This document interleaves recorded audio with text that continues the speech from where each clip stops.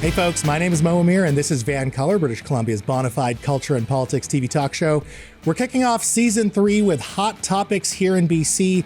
Michelle Cisa will be here to discuss whether or not our political leaders actually want home ownership or even rent to be affordable. Spoiler, they don't. But first, coming out of the worst wildfire season on record, an increasingly louder chorus of Canadians want to axe the carbon tax. What good is the carbon tax if our forests are still on fire? To discuss, we're joined by an iconic Canadian environmental activist. It's been 30 years since the War in the Woods, where she was one of the key organizers of the Clayoquot Sound logging blockades, a key voice in British Columbia, introducing North America's first carbon tax. The international program director for Stand Earth, she is Tzeporah Berman. Tzeporah, what an honor. What a pleasure to have you on the show. Thanks for having me. So you heard in that intro, a lot of Canadians and a lot of conservative politicians are throwing this question out there and saying, why should we be paying a carbon tax when clearly it's not solving climate change and we're still experiencing these worsening extreme climate events? What's the point of this tax?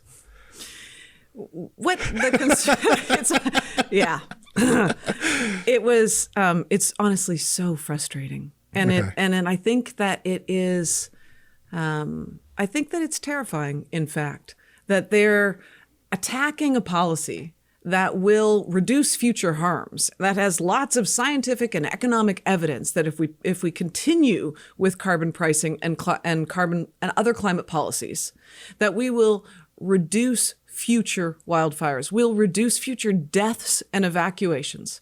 That we know that. And they actually know that too. And they're fear-mongering. Politicians being disingenuous? No. But, and the carbon tax has been a fascinating example, actually, because the NDP attacked it years ago when the Liberals introduced it. Now the Conservatives are attacking it. Everybody before an election likes to attack a tax to appear that they're, for the people.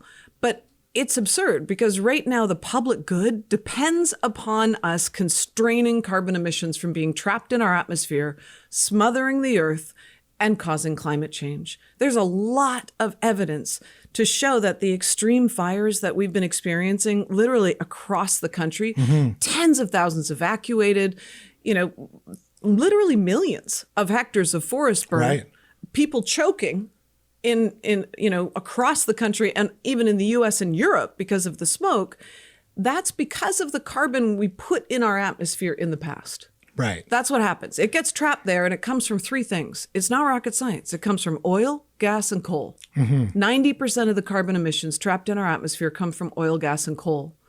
So climate policy constrains future emissions. So it reduces the impacts of those fires in the future. And Tzeporah, I understand that on a conceptual level, but when someone is facing, an affordability crisis at home where it's tough to make rent and buy groceries and the cost of everything is going up and they're literally looking at every single cent that's being spent, how do you convince the general public that this is still a good tax? Again, on a conceptual level, I think people can understand it.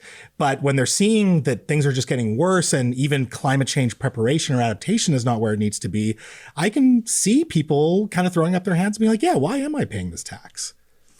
So two things here. One, it's kind of like saying, if I eat this piece of cake, if I don't eat this piece of cake, I'm not going to be skinny tomorrow.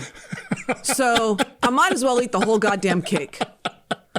Well, it doesn't work that way, right? Life doesn't work that way. Yeah. But second of all, the BC carbon tax is a good example of a policy that has been designed in order to support low-income families. And in fact, support all families. We all, depending on your income level, get money back. That's how the BC carbon tax works. And it was actually one of the first ones in the world to do that, to be designed to give a tax credit back to people and to make sure that it was economy-wide, so across all sectors. Right. The problem is there's huge loopholes in the carbon tax nationally so that the big oil companies are getting a free ride. Oh, so they should be paying more of the tax, and they're actually paying less than the average person. So Suncor's carbon tax is probably about $2 a ton, should be, $70 a ton. And it's not, because there's loopholes in the design of the system,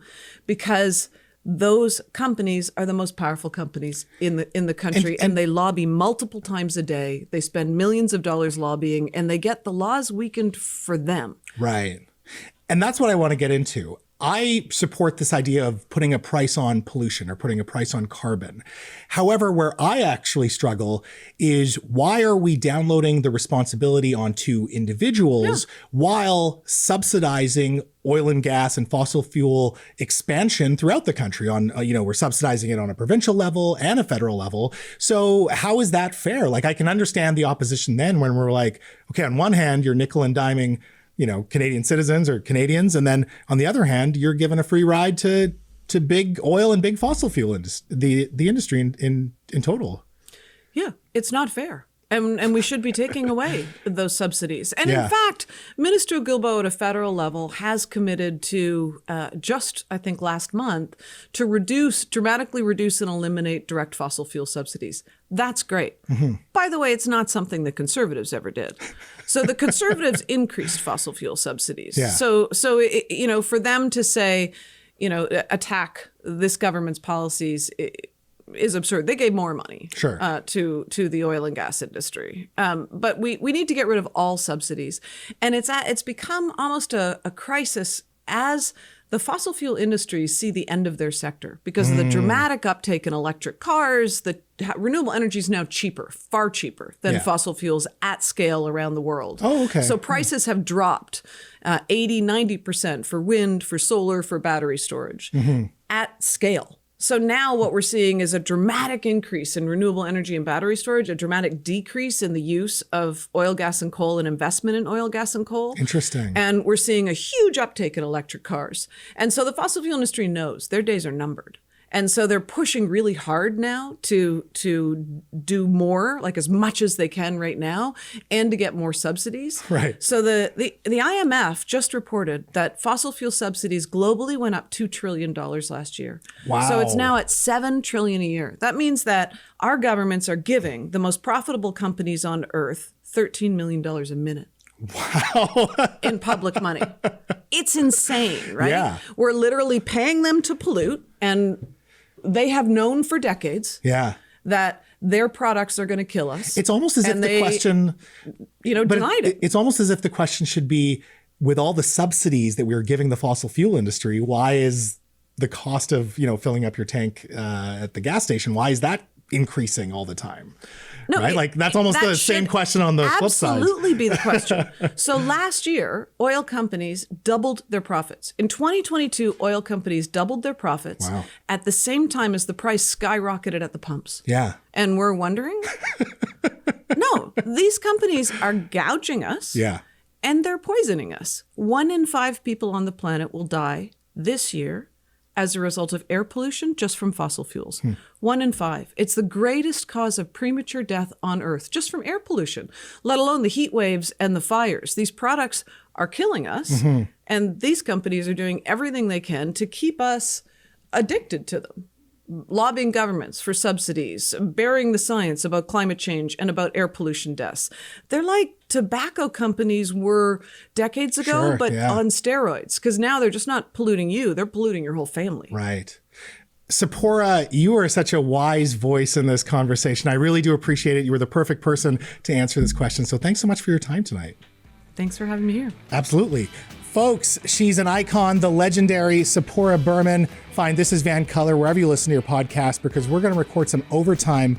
So when BC put in place our carbon tax, and people in 2008, by 2015, we had lots of data showing that it was working. It was working to reduce emissions, but it wasn't creating economic harm. It wasn't impacting economic prosperity. Interesting. And so that was written up by the World Bank, and a whole bunch of other jurisdictions started putting in place policies like BC's.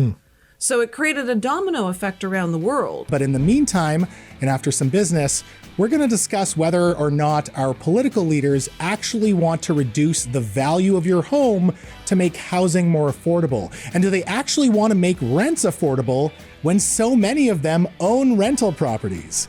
We'll talk about it up next.